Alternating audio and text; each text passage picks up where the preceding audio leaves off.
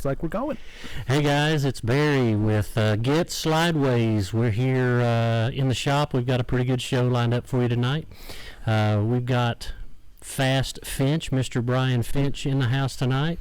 We have Mr. Blue C10, Brian Scheib in the house tonight. So we're going to talk about some grippy stuff. We spent last week talking all about getting Slydewayz and sliding around, and we're going to talk tonight about the autocross world a little bit, staying grippy. Of course, I've kind of corrupted Mr. Finch a little bit. I've got him liking getting sideways a little bit. He's a pure driver, so he likes to get a little sideways himself. But let's talk about first. You're the 9-time Baja 1000 champion in the buggy class. What do you say? What do you call that? It's a Baja champion class, so it's a spec class that runs down there. So I've got the pleasure of going down and running for the factory team for BFGoodrich. Of course, it's the BFGoodrich Baja 1000, so it all kind of works together. But it's the absolute most incredible experience. And I've done it 11 years in a row, and every time I go back, it's something new, it's something exciting, and it's what I look forward to all year long. Kidding. So like you go down like 2 weeks ahead of time, and like how do you know where you're going? Well, Baja Peninsula is a pretty big area, and depending on whether we're doing a loop race, so they'll do a loop race for 2 years, which means it starts and finishes in Ensenada, and then we'll do a peninsula run every third year, which is all the way from Ensenada down to La Paz, which is usually a 1,300 mile race up and down the peninsula. And it's what's weird is over that distance you learn the trails, the terrains. So think about knowing your way around the entire Baja Peninsula. You could be 1,000 miles deep and be like, oh, there's going to be a dirt road coming up around this corner, and there's going to be a cactus and a big rock on the left. And sure enough, there it is, because you remember it. It sticks with you. It's amazing how much you remember and process when you're down there for that week pre-running before you start prepping for the race. No kidding. So does the route change year to year? Is it basically the same? Like what's the deal? No, it changes every year, but it's made up of a bunch of segments. So think about it of a bunch of building blocks of tracks. So you basically start and return back to Ensenada the same way. You're going to go up out of the mountain, go through Ojos Negros, and then from there you may head over to the Pacific coast. You may head over to Valley T, start heading towards San Felipe, and you're going to go down Cia Cortez side. It really just depends on what they figure out, but it is just a bunch of segments that they tie together to make a race, and that's all based on relationships they have with farmers, with the local government, with landowners, because we're racing on most of the time on private land. Yeah, okay. So they've built relationships with the locals down there over the years to allow them to come in and use their big massive farms to do this race. So it's quite an effort to put it on. It's something that I couldn't imagine trying to coordinate as an event promoter. Trying to coordinate 1,300 miles of off-road trails with everybody. It's hard enough to do. It's hard enough to do a little paddock and a little piece of a road course when we do those things. I can't imagine. I struggle laying out an autocross course every time, and that's 35 seconds, not 35 hours. So speaking of that, 35 hours it takes to run this race. So you don't drive the whole thing yourself. There's a team. Yeah, we go down there. It's usually a 6-man team, which is made up of 3 2-man combos, and then we just it's a relay race. So you'll have one group of guys that'll start the race, and then there'll be a pair of people that pick it up somewhere, a third of the way along. We try to break it up into thirds, and then there'll be the finishing folks that'll come in and take her on home. And I've been fortunate enough, doing it so much, I've raced about every single segment of it. I've been off the starting line a bunch of times, because that's pretty hairy. That's pretty hectic. You want some experienced people off the starting line, because when there's 400 to 500 cars leaving all within a couple hours of each other off that starting line, and there's people everywhere. There's tens of thousands of people lining the race course. I mean, can almost touch you, and you're out there trying to pass, trying to knock people off the road, getting them out of your way. You can't see. It's dusty. It's pretty hairy. But I do a lot of the night sections too, so that's kind of my favorite time to race is at night, because everything gets so clear. It's just so focused. All all the stuff, the cliffs, the dangerous stuff, the stuff that can kill you. You can't see Can't it see anymore. it. You just focus on what your lights can see, and just drive what's right in front of you. I heard that. Well, and that'd have to be easier too, to be able to see tail lights if you're catching a car, or see headlights coming up behind you if one of them stadium trucks is coming or something like that. The night would have to be easier as far as that goes. Yeah, they Score, who puts on the race, does a really good job of putting the groups out based on the average speed of those classes. So the slower classes will start towards the finish. The faster guys, like the unlimited trophy trucks, will start at the beginning. But where it gets nasty is when people have trouble, right? Yeah. So if there's 10, 15 faster classes ahead of you, you don't worry about the guys that are on the way to the finish line. You worry about the guys that had a flat tire, knocked a corner off of it, lost a drive line. It might be sitting in the middle of the track around that blind turn. They're out of their race. They're completely out of their race, but they get it fixed, and they're still racing like it's like they can win it. Yeah. And they're coming up on you, and the rate that they're gaining on you is massive. So you learn to, when you see lights coming, you're watching how fast are they coming. And you're kind of watching how they move. If you're seeing a bunch of movement, that means it's probably somebody that doesn't have full blown trophy truck suspension, where it's going flat. I see what you're saying. At 100 miles an hour through massive whoops that our smaller cars have to and just chop through them. Yeah. So you just learn what what to look out for, and when it's a big boy coming behind you, you get out of his way. I heard that. So like there's ways to get. So it's a one-lane street, more or less, or one-lane trail, but there's ways to get out of the trail, get out of the way. You kind of have to know where that is. Is that kind of the pre-running thing? It really depends on the terrain and depends on where you're at, because you're going from being out on a wide open dry lake bed, which and they'll give you some pretty good leeway. Sometimes it's up 500 feet that you can be off course, as long as you're not missing any of the VCPs, the virtual checkpoints. So they put GPS located checkpoints out there that your tracker system is recording. You have to hit those because it's a 15-minute penalty if you miss one. So they'll put those in the places where they don't want you cutting the corner. But then where there is no VCPs, you've got the leeway to try alternate trails, to get around people, to do different things. But then there's some areas where you just can't pass. There is no way. You're on a sheer rock cliff. You can't pass to the left because you're off in the cliff. And there's nothing on the right but a rock wall. And you just have to wait, and that's painful because when especially if you're not in the lead of your class, and you catch a slower car that's just crawling along, and that maybe 2 or 3 cars in your class are ahead of you, and they're stretching out, pulling away, and you're sitting back here just because you just want to hit him, but you're like, I know he can't. There's nothing that car can do. There's nothing he can do. Yeah. Just gotta wait to get out of this area and go on. So I feel like, that's like when you first started talking about that, that's something that I never even realized about that race, because the only clips you ever see is a road, a wide open spot, flying down through there. I never knew that there were any of those slow sections in it, but there's partial parts of this track that's crawling basically, right? Yeah, we go from wide open desert racing to rock crawling, to where you're going up, it even mud, right? So it rains down there quite a bit during the race, and it may be raining up north and it's perfectly sunny down south, and in the middle of the night you hit a massive rainstorm, and you just, like this year, if you saw our car coming off the finish line, covered and caked in mud, inches of mud. Oh, gosh. And it all happened in the last 80 miles of the race, because it was just a massive storm that came up over the mountains into Ensenada and just drenched everything up top. And of course, this is all nasty, just chewed up dirt and silt that then got wet and just turned into soup. So Kyle Tucker and Shelby Hall, they were the last pair in the car, and they got the brunt of all that. Congratulations to them, right? Yeah. So it's a crazy thing. You see so many different things down there. Golly.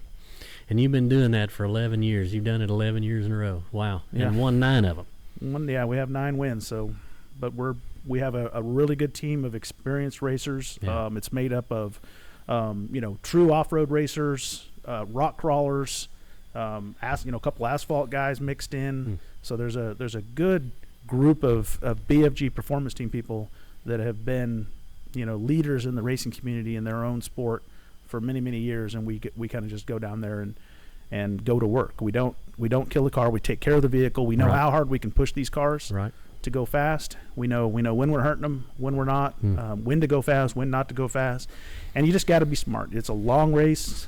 You can't get excited at the beginning if you have problems. I tell people all the time, every single car, especially in our class, every car is going to have problems. It's going to have, at some point in the race, you're going to have an issue to deal with, whether it's something as simple as a flat tire, to suspension failure, to a broken CV, to a blown clutch. You're going to have problems. And how you deal with it, how you deal with that problem is usually what determines who wins the race. So we've just been very fortunate in being able to have a good support crew, but also have smart, capable people in the cars when those problems happen to take care of it. So 200 miles up the trail and you blow the clutch out of it. Yeah. Like now what? What do you do? Like that happened to us in 2019. We had BFGoodrich brought in some social media influencers that they wanted to let them have the experience. So they basically teamed up a few rookies with several of us seasoned guys and paired us up. And my guy, he had never even driven a stick before. So he had to learn how to use a clutch. Wow. So, it was 18 miles to. So I went off the starting line, got us a nice, 100-mile lead. By then it was a substantial lead. Wow. And then put him in the car, and then just okay, take it easy for the next 105 miles. And then I was going to get back in the driver's seat and take it up over Mike Sky Ranch over the real nasty, rough stuff into pit 3, where we would then get out of the car. And 18 miles before pit 2, where he was going to get out and I was going to switch seats, going up this real nasty mud hill climb that just, it was a big stuck party. Everybody was buried down in the bottom of this creek bed, and it was just a mud hill straight up. And he ended up, after about 5, 6, 7 attempts trying to climb up out of this thing, ended up frying the clutch. So there we are, sitting on the side of a mud hill at 3 o'clock in the morning. All right, it's black, it's dark. Cars are there's just noise all around you because there's all these race cars behind us. You look back up the mountain, and there was like 50 cars coming down the mountain to the creek just to try to get back up the other side. And it was just hours of watching that. So, we carry hand tools on the truck, and it was basically like, okay, let's get it off the side of the road as much as we can out of the race course. Let's get the tools out and go to work. So I kept him busy by pointing a bolt to a bolt. He wasn't a mechanic either. So it's like, all right, this is a ratchet. Don't tell me he pulled off to the side and whipped out his phone, right? And he was kind of freaking out, like, oh my god, I tore it up. Oh my god, I'm gonna get fired. I've ruined it for everybody. It's like, no, just calm down. It's going to be okay. So I started getting on the sat phone and the radio, calling the pit guys, the chase guys, hey, need a clutch.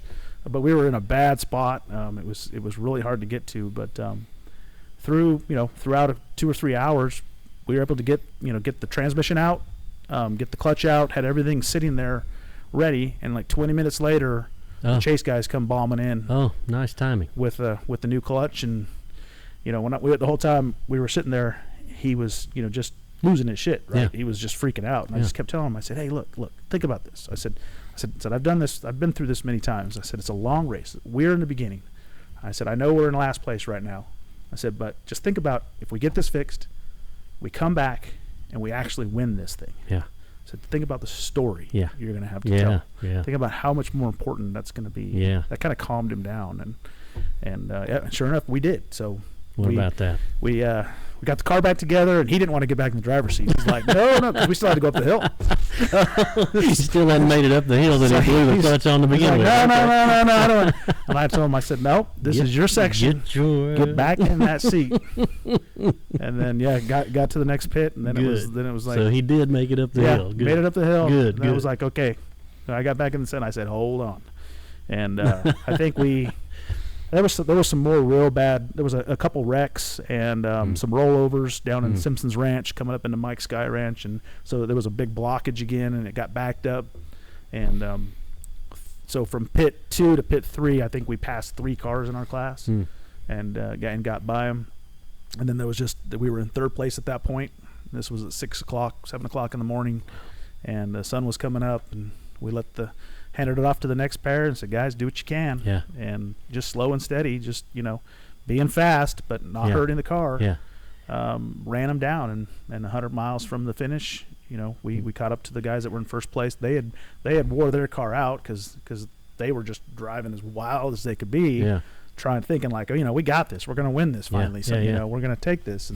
And sure enough, we come and just, tore us in the hair and got them. Yeah, put 30 miles on them and take it on into the finish. So those are awesome stories that, when you have to fight for it, when you have to earn it, they stick with you so much more. And I've got so many of those stories of being broke, fixing the car, pulling the back of the motor apart, retiming the engine in the middle of a silt bed at 3 o'clock in the morning down south of Chapala. And this nasty silt. Oh, my gosh. So, I mean, just all kinds of things, from drivers rolling the cars to, going from, third place, 40 miles behind to winning it in the last 140 miles. Wow.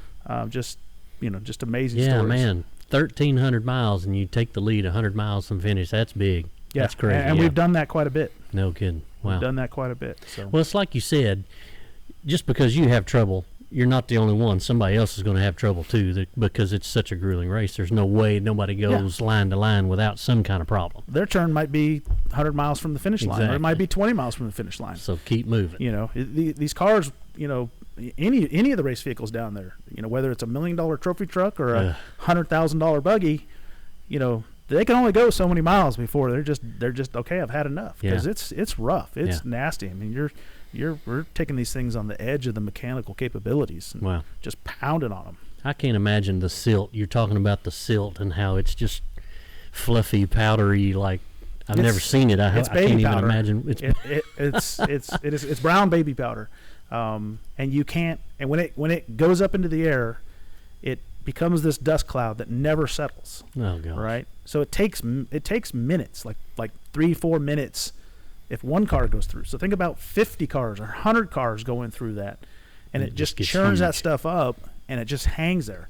Now, if there's a breeze, then you're lucky, because it'll blow it away. But if there's no breeze, you get into a silt area, you're blind. You are blind, and all thing you're worried about is, what else is out here? Yeah, if there's a car broke down right in front of you and you're moving. Yeah, because they say in every silt cloud, there's the center is a hard, crunchy center. Right? Because if you're just driving along and it's clear, and all of a sudden there's just this blanket silt cloud. Gosh. It's because somebody has been through there recently, and there's a good chance they're sitting right in the middle of the race course. And wham! So you got to ease off and ease through that. The smart guys will do that. It's I have to talk. If I'm co-driving, I'll have to talk my driver down and be like, all right, brake.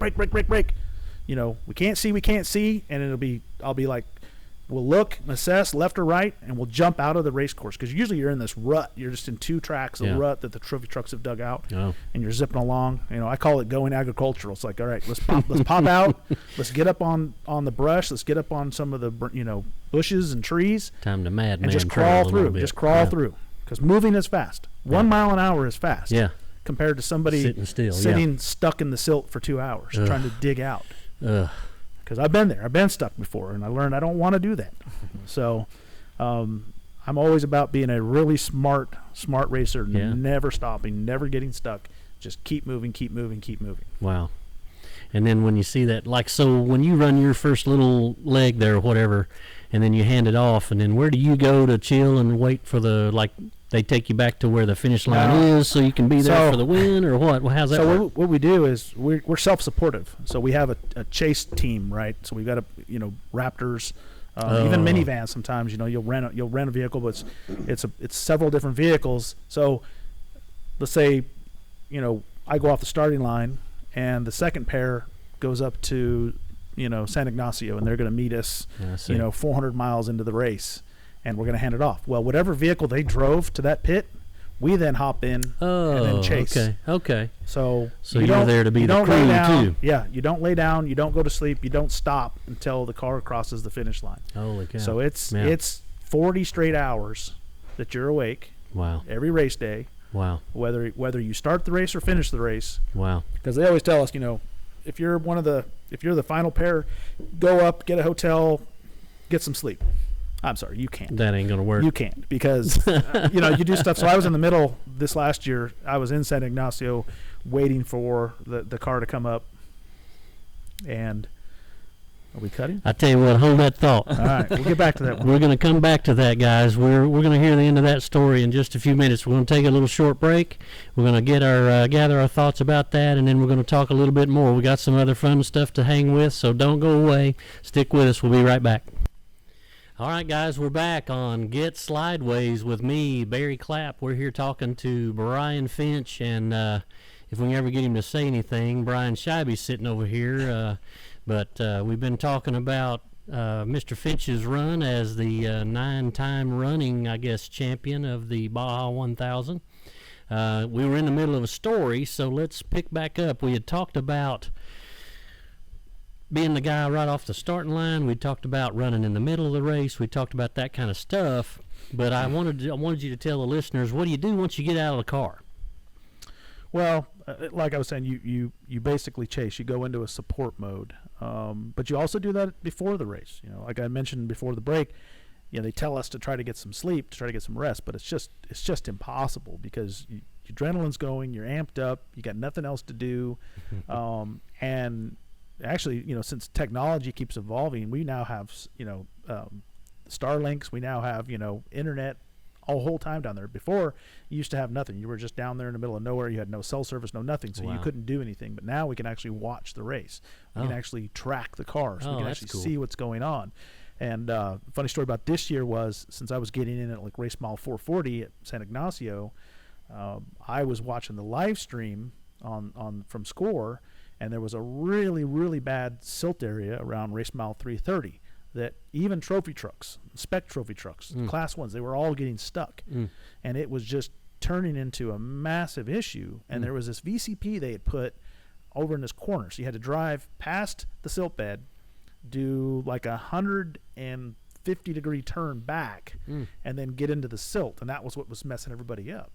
And so while I'm sitting there watching it, I'm texting the chase guys and saying, hey, when the guys get in, when they get to race mile 325, there's an issue, so make sure their heads up at 325. And at 330, I actually took a screenshot of Google Earth where you could see the course, drew a little bypass for them, and said, go to this VCP, and then do not take a right onto the race course. Go back past it and through the brush and go around it. Go around the silt. Yeah. So they were like, all right, 10-4, we've got that. And then, half an hour later, it got really bad, and I texted back again. I'm like, God, they're almost there.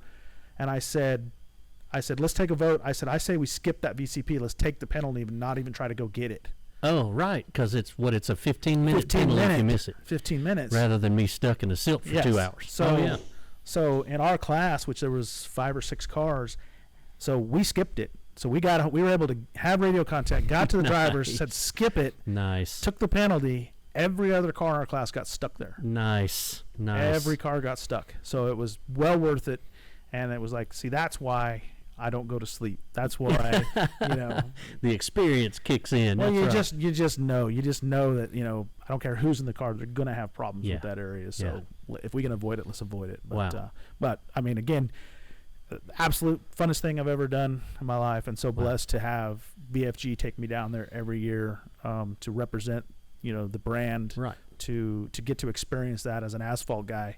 I mean, there's not too many asphalt guys that get to go race the Baja 1000, let alone win their class 9 times and keep racing it year after year after year. I mean, I consider myself an off-road desert racer now more than an asphalt guy, but it's still a stretch. That's fantastic. That's fantastic, though. So you mentioned BFG, so you're part of the BFG performance team. That's what they call that? Yeah, so BFG started a program many, many years ago called the Performance Team, and BFGoodrich being an enthusiast brand, they're in all types of motorsports, right? They're in endurance racing, they're in asphalt racing. They do the MX5 Cup. They're big into off-road, rock crawling, Ultra 4 stuff, King of the Hammers types of events. Yeah. So they're all over the place when it comes to motorsports. And what they've done is put together a pretty tight team of 25. So it's limited to 25 people. And they have very specific rules about who is on that team. So you've got to be an active person in the motorsports community, either racing, promoting. It could be even some really top media people that are covering it from a social media standpoint or actually doing print stuff. But it's a really core group, and over the years I've been 12, 14 years on this team, and I've seen very, very few people come into it, and even fewer leave. Oh wow! And they've even actually started this year was the first year of it, the internal BFGoodrich Hall of Fame. Oh wow! So which applies to racers or basically BFG brand people. So it could be an internal person that worked for the brand for over the years, or somebody that has just been with the brand for so long and has done major things. So it's pretty cool that they've actually created this this award within the performance team. I see. So when do we get your gold jacket? You got to get that baby. Get in that baby. I think I have to put another 15 years probably in, but I'm willing to do that. Yeah, You have to win the Baja 12, 13, 14 times in a row to be considered for the Hall of Fame. Well, 10 is my goal. It puts me into a very very elite, very small group of people to ever have done that. Wow. And I tell people I'm not going to quit at 10. Yeah. I'm not giving it up at 10. I'll do 20 if they'll have me. Fantastic. But if they'll invite me down, I'm going to race it. So I love it. So BFG becomes the sponsor. They sponsor you. You're on the performance team. They come in and they become the sponsor of what you do with your autocrossing, and you've been doing autocross for years and years, all the way back to the Good Guys days. Yeah. So BFG's been my longest sponsor. They were my first sponsor, and they hopefully will always be a sponsor of mine. Very loyal to the brand, and they also sponsor me as a racer, but they also sponsor my event promotion business, which with Mr. Barry Clapp here, the Adrenaline Driving Series, where we've combined the slidey slides and the grippy grips, brought the two genres together, and everybody kind of gets along and plays nice together. Around here.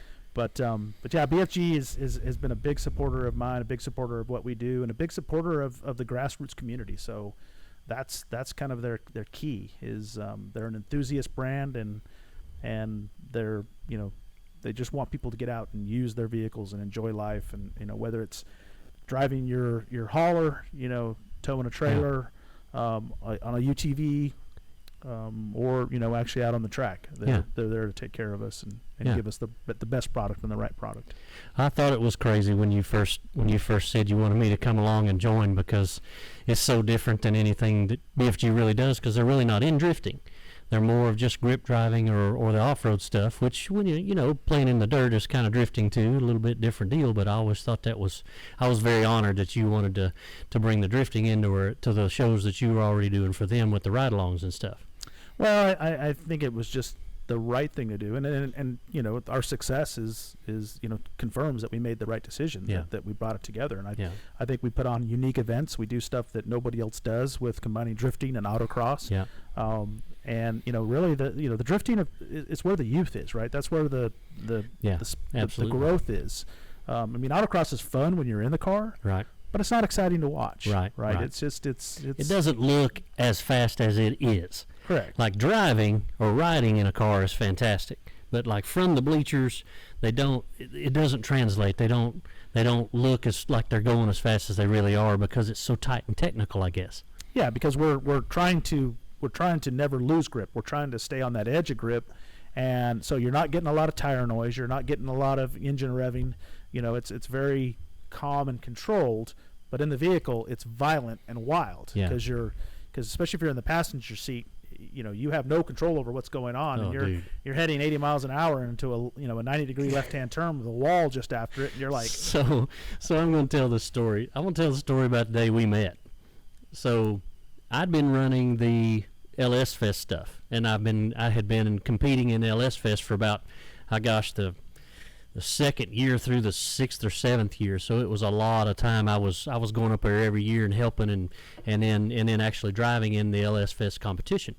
And so we were outcasts LS Fest was all about the drag racing and the grip driving and all of that stuff. And so we spent all day long watching you guys and then watching the drag racing and waiting our turn. And we didn't get on the track till you guys were done, because if we put powder on the track, it could kill your times and stuff, with our tires coming apart, So I remember like watching an episode of Are You Faster Than a Redneck? Mm-hmm. And they talked about this guy named Brian Finch that lives in Mount Juliet, Tennessee. And I was like, Mount Juliet, Tennessee? I live in Mount Juliet, Tennessee. This guy lives right here. And so it was in the back of my mind to wonder who you were. And I saw you, and at the time I didn't know all the rest of your guys, but you were all on there together. Yeah. And it looked like a blast. That was so much fun to watch that show. I wished it would have kept going. But so I remember my wife and I were out in Providence going to dinner, and I passed you in that white Camaro. And I was like, dang, that was the guy right there. And I about turned around to go chase you down, but I thought, no, I'm not going to do that to him. Him. Because back then I thought, he's probably somebody, so I don't want to bother him too bad. But then the next year at LS Fest, there you were again, and here was this guy. And so, like, I got all starstruck, I'll be straight with you. And I wasn't even going to approach you. I was terrified. But I finally thought, I'm just going to go talk to this guy. So I walked up to you and I said, hey, my name's Barry. I've seen you on TV. I think you're cool. I'm a fan, and I just wanted to meet you. Like you probably thought it was ridiculous, right? So I said, get in line. No joke. No, you were like, do you have your helmet? I'm about to make a run. You can hop in the car with me. And I was like, what? Because you had to make your last run in the competition or something, and I guess you needed. Yeah, you had to run back or something to get your. Yeah, helmet, I had right? to run get my helmet. I guess you needed 240 on the passenger side there to help balance the car, right? That's so I went and got it, and we hopped in that car, and this is the first time I'd ever experienced autocross whatsoever. And you in that Camaro, and we left the line, and I almost blacked out. I went like that from the G's, and then you stabbed the brakes. And I felt like I felt the cross member hit the pavement, like that when you hit the brakes. And then just the power of that car and how well it handled it just blew my mind. I couldn't believe it. And then, but I will tell you this, folks. So the great Brian Finch at the time was not a drifter yet. He was an autocrosser. And I said, man, I appreciate the ride in your car. You need to come hop in mine with me. And he was like, no, I don't think so. But we did. I think that was the year we went out in my car and tried drifting. Yep. Because I remember going out there and kept spinning out and looping it like, this is stupid. What? This don't make any sense. I kept trying to hold it in the slide. And it was just come right around. Then the education started with the angle kits and all the cheating that we do to be able to keep one sideways like that. No, it's I got to give it to you guys, the drifters. It's until you do it and try to do it, it's humbling because you think you just go out there, oh, okay, I'll just put a little angle in it and just, whip it back around. But when you, especially if you start out in a car that doesn't have a lot of steering angle, it doesn't set up, it is not set up for the drifting. I highly recommend that. If you're going to get into drifting, don't start in a full pro car that's got massive power, tons of rear grip, and tons of angle. Hop in a regular everyday car. Hop in an underpowered car and learn car control. Absolutely. Learn how to keep it right on that edge and catch that transition, because you got to turn it. You got to be so much faster on your switchback to catch it in the transition from side to side. And when I finally got to drive one of your cars, it was after driving, our Mustang, for a couple years. It was like, wow, this is cool, because it was so much more angle, so you felt like you were, going so much more sideways, but the control that you had was it was just so easy at that point. It was like, wow, this is badass. I remember when our boy Brent there, that's actually, we got to throw a little shout out to Mr. Brent Brooks that's usually sitting here beside me, but our producer, Mr. Jimmy, had a little emergency, had to bail, so Brent is actually on the switches, and that's why things are looking a little strange, a little different, but he's doing a great job. We're working on it. We're winging it here a little bit tonight. So let me give him a little plug, because while we were our event this past weekend, right? You guys over there making all that noise. We couldn't talk to each other. But I'm watching you guys all the time over there, and I was really impressed at the car control he had. So watching a lot of the guys wipe out, going to the gravel, dropping down in, having no issues. He was always nice and smooth. And didn't, he stayed in it. because there's that long stretch. Yep. Once you drop in, and then you make that right-hander, and you got that long run till the loop, till Yep. you hook back around. Yep. Where he was really transitions. I mean, I just got to say, it was impressive to watch, especially when I saw you drive that car for the first time. And Before I got you brought it over one of our autocrosses, and I was like, wow. Something about a sharp stick and a goat's ass. It was something. Couldn't remember the analogy, but very, very much improved. So it was. Nice. I was actually impressed by watching that car. Now I don't know if it was him driving it. His car was doing it. So either It's amazing kudos, what alignment will do. yeah. Good front-end alignment goes a long You're way. a great driver or a really good car builder. I haven't figured one out yet. But So Brent, tell your story about when you first started getting to where you were wanting to learn to drive, and you went to your first event, and you were talking about how sideways you thought you were. Oh, yeah. I need to pull some pictures out for you guys. So I started out in an 88 Camaro that somebody gave me out of a junkyard. Yeah. And so I started, and I went to one of Barry's first events at the Fairground Speedway, and I thought that, this is going to be great. Yeah. And I get there, and I'm the only American car there. Yeah. Everything else was I rock 240s. Z, baby. in a bunch of 240s and a bunch of Sport BMWs and stuff like that. Yeah, and I rock Z rolls in. Yeah, It was awesome. And, of course, it had a cool wrap on it, and with skulls and everything. So Yeah. I was the hit of the party when I got there. So I'm drifting, and I really think I am, like, out there sideways. I feel this, it's just, oh, this is awesome. And then I see pictures being posted, and the back end just barely stepped out. It wasn't yawed out 10 degrees, but No, it was awesome. It's just funny, just from the very beginner's standpoint. Brett's been doing it a long time, and he learned in a very difficult car to learn in. And so then he was able to build a better car and get better. And that's what I tell all my guys when I first start training guys. Look, don't build a big monster. Learning something, like you said, something low horsepower, something that doesn't have a lot of angle. Learn to drive first, and then improve the car. And then learn to drive that car again, and then improve the car again. Our guy Hooman, that's our pro guy here in town, he did that. He started at a bone stock 350Z. And little by little improved that car, and he actually took that same car all the way to the Pro-Am level. Full cage, went all the way almost to Formula D in that same car just by improving it and getting better and learning how to drive it in each different level. And that's a lot to be said for that. yeah, and it applies in our autocross world as well. We see way too many people want to get into it, and they want to go spend all this money on tons of horsepower, and all this stuff, and it's like, well, you don't even know how to drive. So, learn how to drive first. That might be me here in just a minute.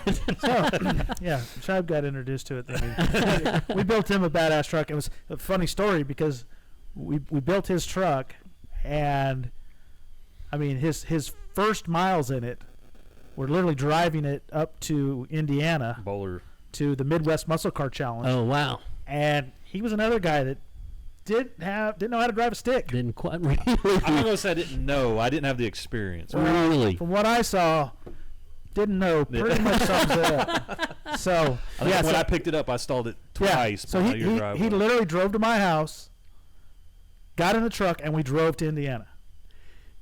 So Never driven the truck at all. Drove it up the interstate all the way in. That's what I love about your chassis, though. You build them literally. You soften them up. You drive them to the track. Then you stiffen them up at the track and race them. Then soften them back up and drive them home. That's what I love about your chassis. That's fantastic. Yeah, I mean that's what it's about. So we're all about driving our stuff. Yeah. We don't want to trailer it. Yeah. I mean, we could go out and build a full blown race truck. Yeah. Right. And we run against full blown race trucks. We run against the trailer queens. Yeah. All the time. But we drive our stuff, and that's what we're known for. That's kind of the reputation we've gotten is we drive it everywhere. We get 6-7 of these things together, road trip, and off we go. And I love that we're not kind. I love that you film that whole thing too. You do the road trip videos where you all stop together. You almost Indian run up the interstate where you ride single file. One of you passes and all that fun stuff like that. I love that. It's fantastic. Yeah, it's a blast. That's our favorite part. Really, is the road trip Yeah. because it's just a bunch of guys that all Bet get the sponsors along. like that too. And of course, you always have a wild card. You got JB that he seems to think that P1 is where it's at all the time, and Yeah, he wants to be the he'll go leader. boom by you at 100 miles an hour, and then he'll drop to the back. Maybe hit an He'll- armadillo. Yeah, he'll hit an armadillo on the way to Texas last year. We had to pull over because of tornado warnings. Yeah. And Oh, my hide under the gosh. shell awning at a gas station. Oh, the my hail came goodness. through. We wouldn't do it any other way though. Oh, my goodness. No, that made the story. Yeah. That was all part of it. And Fantastic. when you post up a video and you get 136,000 views of watching it can't beat rain that. under a shell awning, I mean that's what You people can't want to beat see. that, You can't deny it. That's So- fantastic. All right, guys, that does it for segment 2. We're going to take another little break here. We're going to start talking more about the events that we've got coming up this year. We've got several really cool things to talk about. So don't go away. Stay with us. We're going to talk about the next 3 or 4 months worth of driving. So stay with us, okay? Hey, guys, welcome back. Get Slydewayz with Barry Clapp. I've got Mr. Brian Finch in the house, Mr. Brian Scheibe in the house. We're going to open the shot up a little bit so Mr. Scheibe can start to interject a little bit. We're going to talk a little racing. We're going to talk a little events. Going to talk a little autocross. So Brian Finch builds the Apex. Hey, let's not call him that. He builds the Apex Predator chassis for the 67 to 72 Chevy trucks. Also the for all trucks. for all trucks now. He's branched out quite a bit. Diversity. And so like you have, Mr. Scheibe, you have a 71, 71. the blue and white, Yep, Mr. blue and Blue white. C10 Yep. on Instagram. Yep. So tell us about that truck. I know that's one of Finch's trucks. Was that one of the first ones? How'd that baby come about? Number 6, I believe. That is chassis Well, number there's 6. there's an argument of whether it was 6 or 7. Oh, I didn't know that. Well, so JB wanted number 7. He wanted the 007. That's right. He wanted the 007 I chassis wasn't aware plate. of that. Yeah. Yeah. But I said Chibe Okay. was 7, I believe, and you were 8. And he's like, oh no, I was 7. Haven't we talked about Karma before? The Karma bus has parked at JB's house multiple times. So, but he does have the number 007 tag on his glove box. So So you are chassis number 006. Yeah, so I'll talk a bit, I guess. If Okay. I'm rambling, let me know. Yeah, But no. I guess for me, I've always, been into motorsports, and then the whole autocross thing, just the whole resto mod, making something do something it's not supposed to, Very right? cool. So I've always been, initially was into the first-gen Camaro, right? Oh yeah. And then everybody became into the first-gen Camaro. 67 to Yes, 69. Correct. So One It's on like, every okay, corner. you can't find one of those anymore. So Right. I've always liked trucks. 71, 72, I really like that body style. Right. One that stood out to me was Roadster Shop. They built an orange and white 70 Mm. Super Cheyenne. I was like, all right, that's what I want. Mm. So time passes. I become aware of Finch from Good Guys Autocross, Mhm. right? And it's funny. I still actually have videos on my phone. I think when did the Nashville floods happen? 2000. Oh 10. gosh, 10, 2010. yeah. 2010. So I was having to take care of my dad. He had an accident, and I needed a break. I was like, well, I'm going to go to Good Guys. I'm going to go check out the autocross. Go out there. Well, there's Finch. At that time, you were driving a flat black C2. the 66. And then I Corvette. think, and then Mark Turner, I think he'd just broken out the green 69. Yes, 2010 was the year we launched that car. Right. So it's like, okay, so I'm learning who Finch is, Mark Turner, stuff like that. Time passes. For my job, I'd leave the country for a bit, rent my house, come back. I have a new neighbor. Get to talking to the neighbor. He did an LS swap on a BMW. He's like, all right, he's a car guy. I'm going to get to know this guy. Nice. Talk to him. Turns out he grew up next to Mark Turner. Oh. So I was like, okay, well, I'm seeing videos, pictures of the brown truck. Mark has it at that time. He's like, well, hey, we're going to go check something out. We go to Mark Turner's. And I realize what's happening. As we're pulling in, I look at him. I said, you just cost me a lot of money. Yeah. So we go in there, and then there's the brown turd, I guess we call it. I was like, this is what I want. Yes. And then from there, it's like, okay, putting it together. Okay, Finch built this. Yeah. Reach out to him. Time passes. I guess it was 2021 into 20. We get together in the winter. Yep. He's able to have time to work on a truck. I guess to Gotcha. back up, I bought my truck, I guess 2012. Out of North Carolina. It's LS swap, 5.3 liter, 4L, Oh, 60, already. already Okay. swapped. So I fly out to North Carolina. I'm giddy. It's kind of maybe not the best, but I want it. Sure. So I drive it all the way back home from North Carolina and cruise around on that. It had cut springs. It had 12-inch wide rally So wheels. it rode really good. Yeah, it floated. Twisted frame. Yeah, we won't get into that. Nice, even better. So fast forward, get a hold of Finch. Like, hey, let's try to do this truck. We get on the same page, and it worked out. Him and Ernesto worked on it. Yep. And like we were saying earlier, I've never really drove a manual, and that was kind of one of the things. My truck has the S1 sequential shifter, right? Oh, so sweet. straight back, up, forward, Very cool. no pattern. So Yeah. that kind of helped it out. Yeah. So, but yeah, then like we said, he finished it, went up to Bowler, and I think the rest is kind of history from there. Yeah, and he's so used to that sequential shifter. Now, when I drive his truck, I feel like I don't know how to drive a damn standard. Oh, wow. Because See, if you're getting out on the freeway, you pull back. You think, like you go first to second, Oh, you pull yeah. back, and you go to hit third, and you push forward into first again.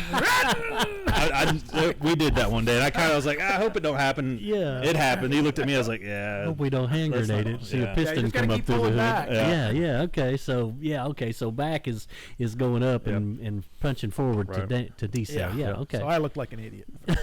No, but I've loved every minute of it. It's it's a great group of guys. It's a great truck.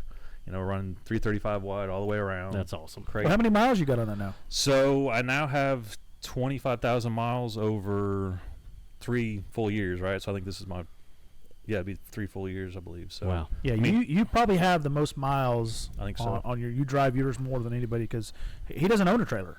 Oh. That's I mean I never Okay. said I was smart. Well, that's part of it. but I mean sometimes. he went a step further and So just you- said I'm not even going to buy a trailer. So you literally have to drive yours to the track That's and right. race it Yeah. and drive it home. And he drove it all the way to Biloxi, Mississippi in the pouring rain with bald. When I say bald, Wow. I mean the cords inside were like holding the rubber down because it was coming up. So the story with that is, Sparking at night a little bit. Yeah. on I knew the corner. tires were pretty bald, and I was like, "Oh, Finch, I'll talk to him." I was like, "Hey, you think I'll be all right?" He's like, "Oh yeah." Yeah. So I get down there. That Actually, I so can believe. we would run into stretch it like there'd be. I'd be going 45 miles an hour. I'd kind of lose them, catch up. It'd be sunny, and I just Hammer. above the speed limit in Mexico. Maybe just a little. in Mexico. to try to, because there's more rain coming. So, but I ended up beating them to Scarlet Pearl. That's where we're staying. Nice. And we meet Jonathan, BFG rep at the time, right? Nice. Yeah. Pull up. Oh. He looks at my tires. He goes, Jonathan, can I please have some tires? he looked at my Did you tires. He bring goes, I didn't realize BFG made slicks. Yeah. Finch pulls up. And he goes, I can't believe you just made it. I was like, what the hell? You the one told me to go. Wow, you actually made it. I just wanted to see if you'd do it. Well, I would say the tires, even bald, do great in the rain, right? Nice. Well, Well, slicks are good and grippy, Well, right? even better with a full tread on them, right? So no, it's been great. I've loved every minute. So Biloxi. Then last year we did for the first time C10 Nationals Texas, right? We did a Yep. 2-day road trip. I kind of Wow, whether or not that's anybody cool. liked it, I don't know, but went through the Natchez Trace a little bit, kind of split it up and did some sightseeing. So that armadillo death is on him. Oh, no, it's on his shoulders. no, I dodged it. I dodged it. PETA But you took us. We wouldn't have been there. We'd have been on one of our I-40. sponsors, is what you're telling me. Yeah, Yeah. whatever. Yeah. Okay. So So all the way to Texas in that truck. Yeah, and then so what? I guess within the next day we set up. How did we do that? We set up and then we're racing like the very next day. Yeah, right? all day long. For two 2 days days. straight. Right. yeah, drove part of the way down. Got a Was hotel. it 13 hours over Drove in there? on Thursday afternoon. Set up our share of the ride tent, and then we did 250 rides I at remember that the event. posts. And it was all on a road course, so it was fast. Yeah, it wasn't High just speed it stuff. It wasn't wasn't just just a through parking in a lot, parking yeah. lot through the cones, right? Yeah, and then drove them all home. Well, and then some people placed, right? I mean, we're competing, so it's not just giving joyrides. We're competing and Yeah. having a good time. Showing So what they there's can do. actually trophies on the line, maybe Yeah, a yeah. little more than just bragging rights, because there's more than you building chassis, right? Oh yeah, there's several people out there building Gotcha. chassis. So you guys all end up at the same events together. So little friendly competition Oh, kicks yeah. off a little bit. oh yeah, very friendly. Friendly-ish. no letting the air out, changing air pressures or No. anything for any of the No, there's no competitors, are shock gate or anything like that going on where people are changing people's settings. there? What's going on? Nothing. Everything's fine. Go over and tell everybody. I said, hey, I know this is gonna sound crazy, but 58 psi is gonna be the fastest. So pump them up, boys. Pump 'em up, up. boys. I love it. That's fantastic. So let's see. So are we doing C10 Nationals again this year? So let's talk about our schedule we've got going. We've got several events lined up for everybody this year. We've had our first season opener last Saturday. Yeah, great Phenomenal event. turnout. Great event. So thank you to everybody out there listening that came to Absolutely. our event and supported us. We had 65 plus autocross cars. We had 45 plus drift drift cars. Yep. With decent spectator turnout. I mean, if it would have been nice, if it had been a nice day in the morning, I think we would have had a lot more people come through the gate. Yeah. But the day turned out perfect, turned out nice. Everybody had a blast. And thank you to the Cars and Coffee crowd as well for letting us kind of piggyback on your events and do them on the same days.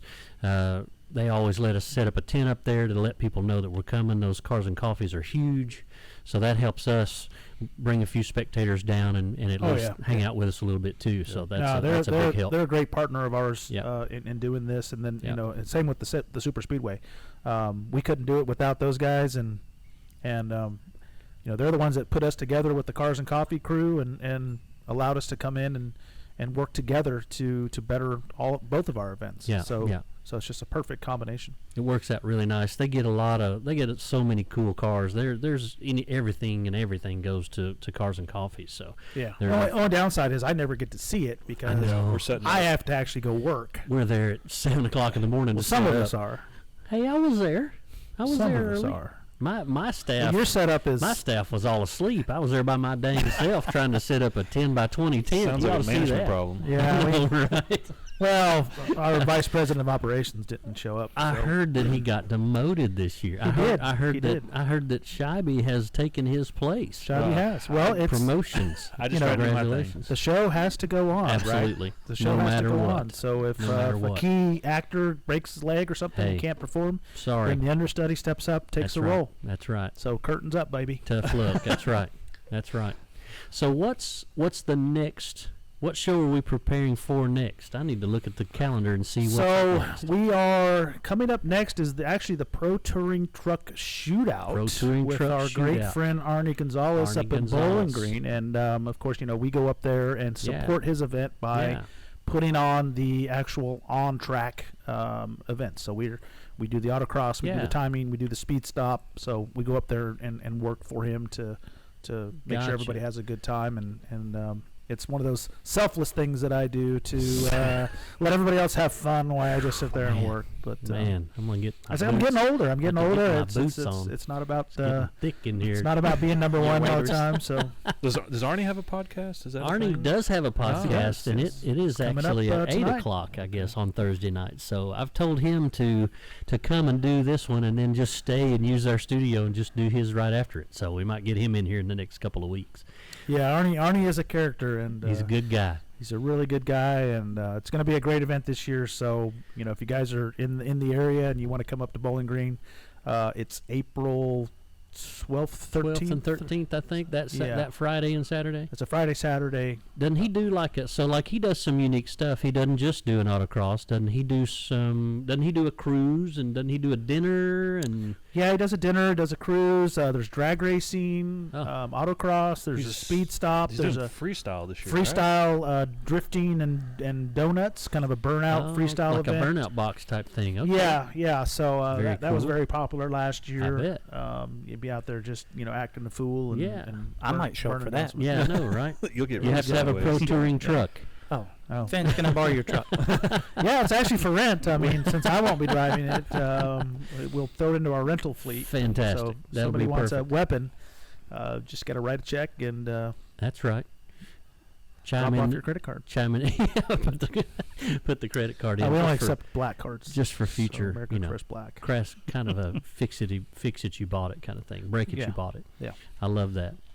So after the pro touring shootout, we've got what's up next after that? I need to check my schedule and So see. that's the only event in April, and then we hit Yeah. into May. That's May gets busy. Texas. May gets busy. So first off, my youngest daughter Brianna is getting married on Congratulations. May 4th. Yeah. So that'll be a big event. We'll have an autocross, maybe some drift exhibition going on there too. But At the wedding? Awesome. at the wedding, why not? Well, we got to do the donuts around the bride and groom. I mean, Yeah. or it wouldn't be a Finch wedding. exactly. There's no way to do it without that. But after that weekend, yeah, it's pretty steady with C10 Nationals Texas. So again, we'll get the crew together, road trip down. Gotcha. We're actually going to set up and run the autocross for C10 Nationals this year. Okay. In addition to setting up and doing our BF Goodrich Share the Ride program. So fantastic. So I'll be doing double duty, making sure that the autocross portion is going off, that timing and scoring and all that's working good. In addition to giving rides, but I'm going to rely on my team. Of course, VP over here of operations, he's going to have to get his crew in line and make sure they're representing well. Well, I'm sure they can do it. We'll do that. I'm sure they can do it. And then after that is NCM. It's NCM. No. Right. After that, well, you've got a couple of things going on. If you just look at the bigger picture, right? You've got Nashville Good Guys. You've got LS Fest Texas. Right. Stuff that we may just go and just to play. Yeah, we may go to play, or we might even participate or help out. So gotcha. Still up in the air. We're still trying to finalize what part we're going to play where. But that kind of wraps up May. Yeah. And one thing that we'll put on here that will kind of give a little teaser for next year. Yeah. Mm-hmm. You heard it here first. Everybody listen up close. So we are going to work with Mark Bowler from Bowler Performance Transmissions to put on the Midwest Muscle Car Challenge next year. So Midwest Muscle Car there's been some struggles with that event from just providing, having a location. So we kind of threw it out there to say, hey, let us come in and help you execute that.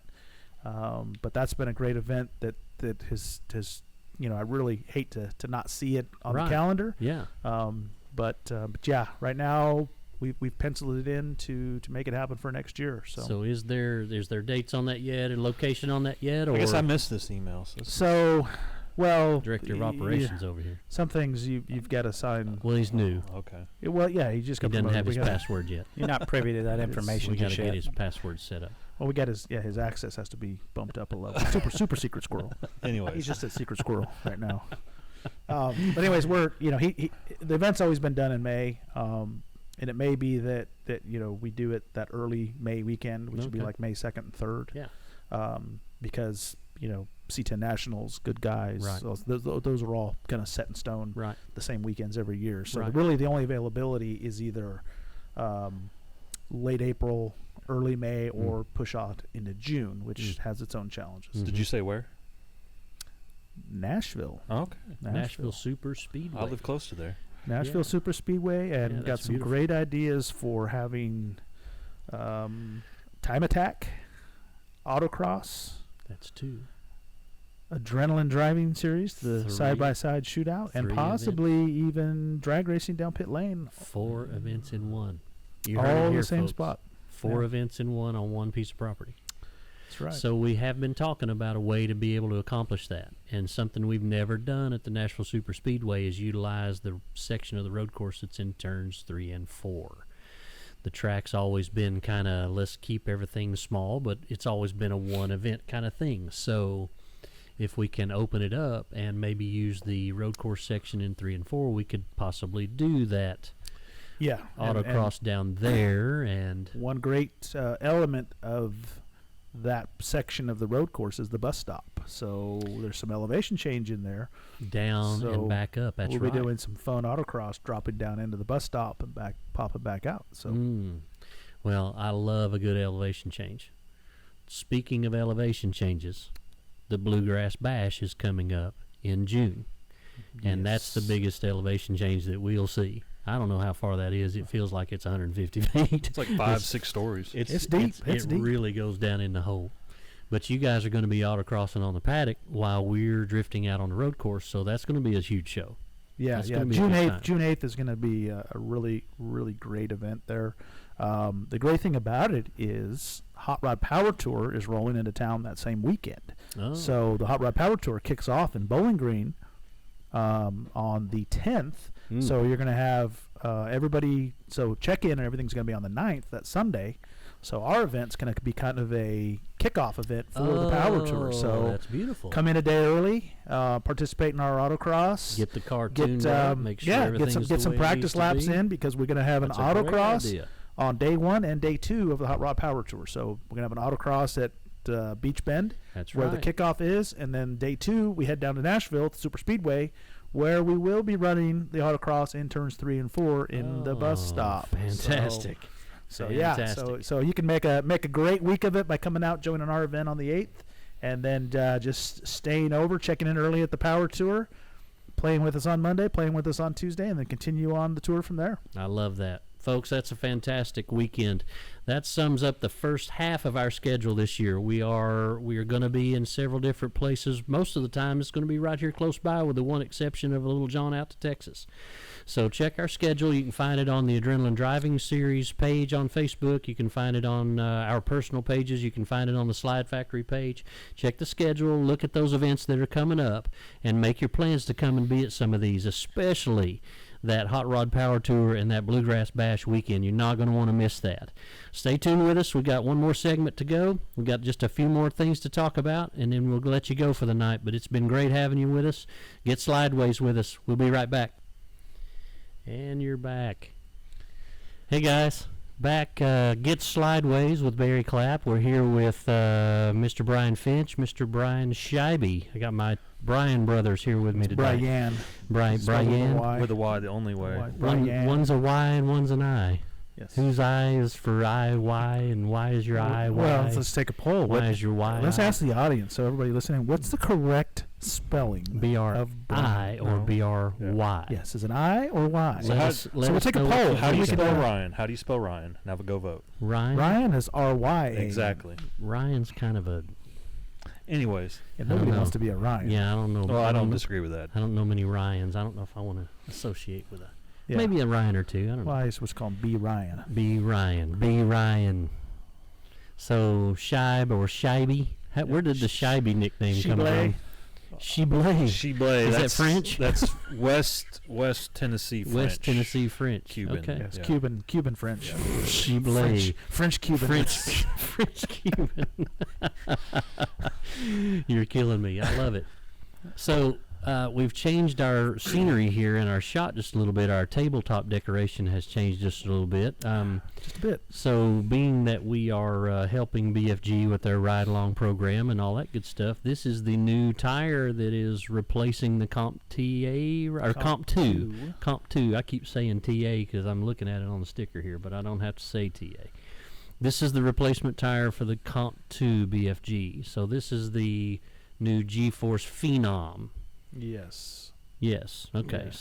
So this tire is a brand new tire that is actually launching this July in the U.S. So you're getting a first look at it here. It actually doesn't exist. This is a figment. This is it's a 3D model. We'll call it. It's but no, this is CGI'd in here. Yeah. This is the new BFGoodrich G-Force Phenom tire, which is the replacement for the Comp 2. This is in the ultra high performance category. So this is a summer only UHP tire. So it's more of a performance tire, but still has great wet characteristics, handling characteristics. But they are actually going to launch a G-Force Phenom all season in 2025. So we've been running, giving rides on the Comp 2 all season, which has been around for 10 plus years. Right. Still a great tire. Actually, still tests very well with Tire Rack. It's actually Gotcha. still one of the top all season tires out there. And most of the time, it's a Tier 2 tire that will actually beat most Tier 1 competitors in No the kidding. same price class. So it's a great tire. But you can see that it's not only a very capable tire, but it's a sexy tire. All new construction, new compound. And this is the tire that we're going to be giving rides in all year in our Share the Ride Mustang. So, Gotcha. People will actually be able to hop in the passenger seat with us and see what these tires are all about. Gotcha. Okay, cool. So, and this is a 275 35R19. So what's the availability is going to be? Is going to be a pretty wide gamut where a lot of different people can use it. So they're everything from like a 205 or possibly even a 195, Oh, wow. Down in the 15s up to 20s. Oh, wow. Okay. So there's even a 315 35R20 that'll be out that will actually put some of these on our C10 trucks. On So the some of our trucks, like the Fords and the square bodies, the square body Blazers, run a 20-inch wheel. So we'll actually be able to put these phenoms on there, and of course we've asked for bigger tires. We've gave some feedback and said, Need hey, some, if you some fatness. I told them if need you some girth. make a 400 tire, I'll figure out how to fit it under our truck. So I don't think 18 they by felt 14. I don't think they felt that was going to sell well. But We no, might have to put some flares on our widen them babies out a little bit. well, you just cut it out. It's just metal. Just cut it out. That's right. That's your saying. It's only But metal. I'm definitely looking forward to getting this tire out and seeing what it can do, and really actually just blowing people's mind when you let them experience what a true passenger car tire can do. Even though it's that in that ultra high performance category, it is still an everyday driver. So this is going to be perfect for your BMWs, your Camaros, Challengers, Mustangs. Yeah. So your sports car type environment. But you throw it on your minivan if you No if kidding. you want to. So Anything you want to drive aggressive and stick to the ground. They got a very very large size range that'll be out, and of course when it launches, I can't remember the exact number. If there's 15 to 20 sizes that'll initially launch, and Gotcha. when it comes out, and then as they'll just keep releasing new sizes as they develop the product. Gotcha. So that'll be the new tire we do all of our ride-alongs on. Yep. With the Mustang, with maybe with the truck or two, or will you still be on the old faithfuls on the trucks? Well, they don't make this in a 335 3018, which is what all of our Apex Predator chassis are set up for on our C10s, the Gotcha. 6772s. But we will definitely get some wheels to fit this 275 35 on, just to get a comparison, right, and to show people that this tire is not far off from that Autocross only specific tire, the Rival S 1.5. Gotcha. So it and I think with just some minor shock changes, we can actually make this tire very, very fast. That would be a neat comparison to do. That'd be really sweet to take one of your trucks, you go out and bust a lap on the Rivals, and then come in, change the tires, do your adjustments, whatnot, and go out and bust the same lap on this tire and see what the difference really is. See how close it is. It's going to be closer than you would think, because it's still in the same G-force family. So it's still got all of the performance characteristics that are Rival, and it's the same thing that's built into the R1 and the R1S. Gotcha. The actual racing slick that BFGoodrich produced.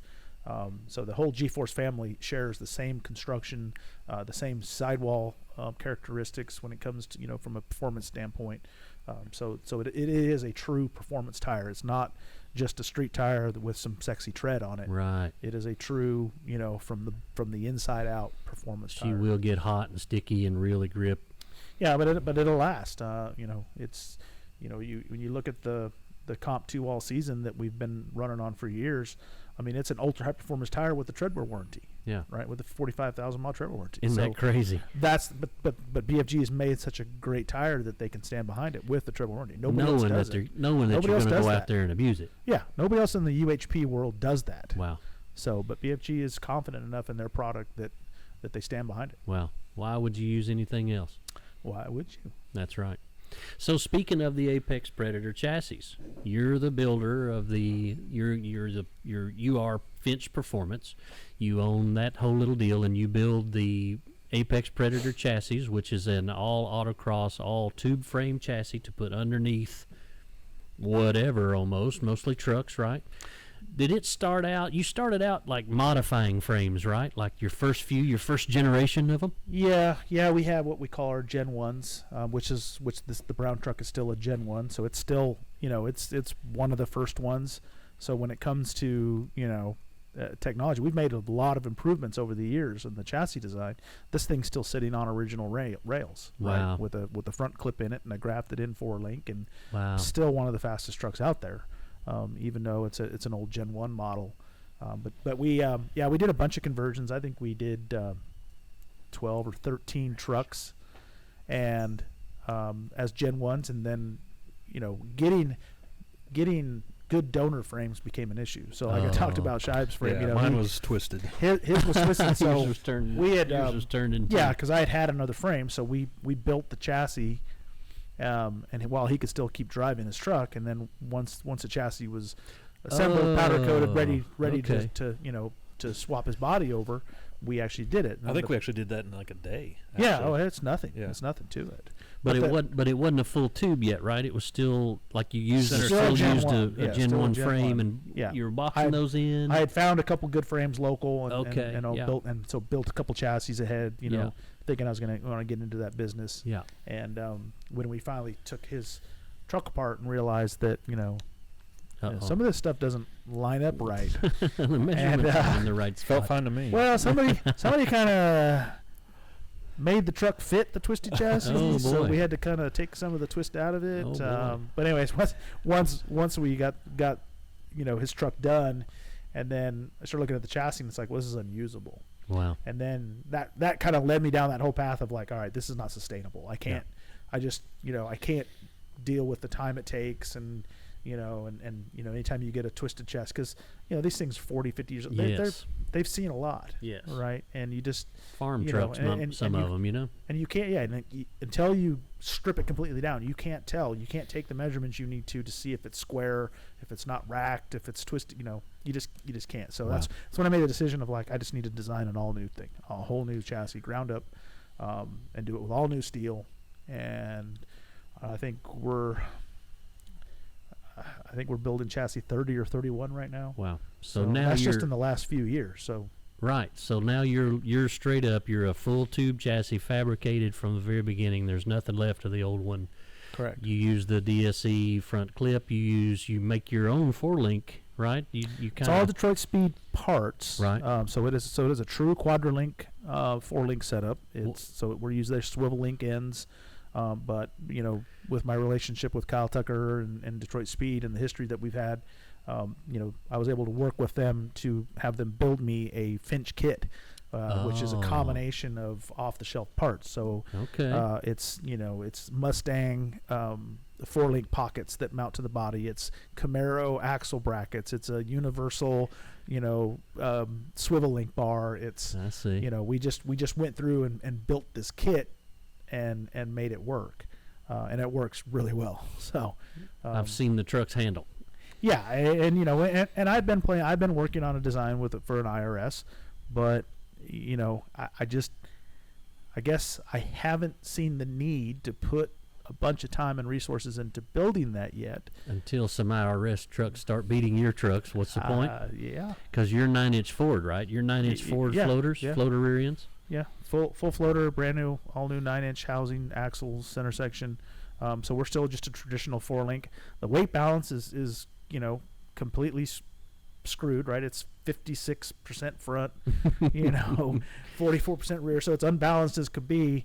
But because of the amount of tire we got, because of the spring and shock package with Viking that we do, these things will stand on their nose. They will turn in like nobody's business. Yeah. So as long as you know how to adjust your vehicle and adjust your driving to deal with that, you're fast. And I mean, and we're not, there's a lot of people that have run against us in some very well prepped vehicles that are much lighter weight. 800 pounds lighter. That brown truck's 4,000 pounds. Wow. Because it's full of dynamite. It's got 10-inch subs. It's got 2 amps. It's there's because we drive them to the races. yes, because we drive. It's a pulleys, yeah. street truck. It's Yeah. got air conditioning. Yeah. It's got everything in it, and even a little nitrous bottle in the back.